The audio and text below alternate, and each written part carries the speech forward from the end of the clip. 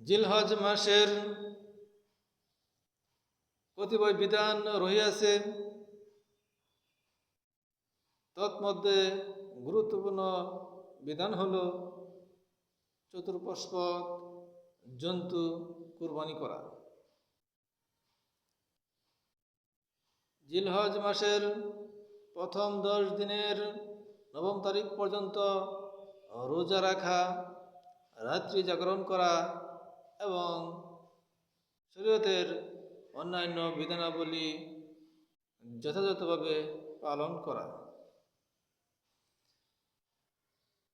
এই সম্পর্কে রাসূলুল্লাহ সাল্লাল্লাহু আলাইহি ওয়াসাল্লাম ইরশাদ করিয়াছেন, আল্লাহ তাআলার নিকট জিলহজ মাসের প্রথম 10 দিনের ইবাদত অপেক্ষা অধিক পছন্দনীয় আর কোনো ইবাদত নাই। উহার প্রতিটি দিনের রোজা 1 বৎসর রোজার সমতুল্য, আর প্রত্যেক রাত্রির ইবাদত শবে কদরের ইবাদতের সমান। বিশেষ করিয়া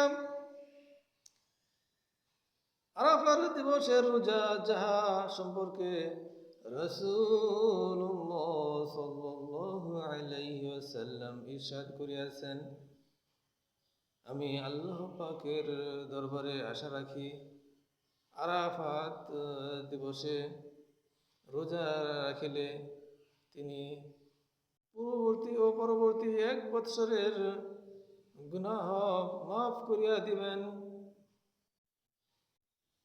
এবং আমরা যে আমল করে থাকি,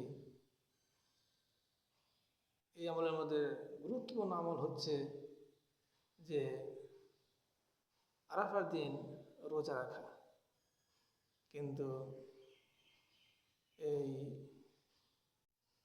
আরাফার দিন আমরা রোজা রাখি না এবং বিভিন্ন আনন্দ ফুর্তিতে কাটিয়ে দেই। যারা আমরা বিভিন্ন দেশে থাকি, তারা ঈদের দিনের রাত্র হিসাবে আনন্দ ফুর্তি করে থাকি। আসলে এই রাত্রিটি যে ইবাদতের রাত্র ছিল এবং গুনাহ মাফের রাত্র ছিল, এই হাদিস দ্বারা এটা বোঝা যায়।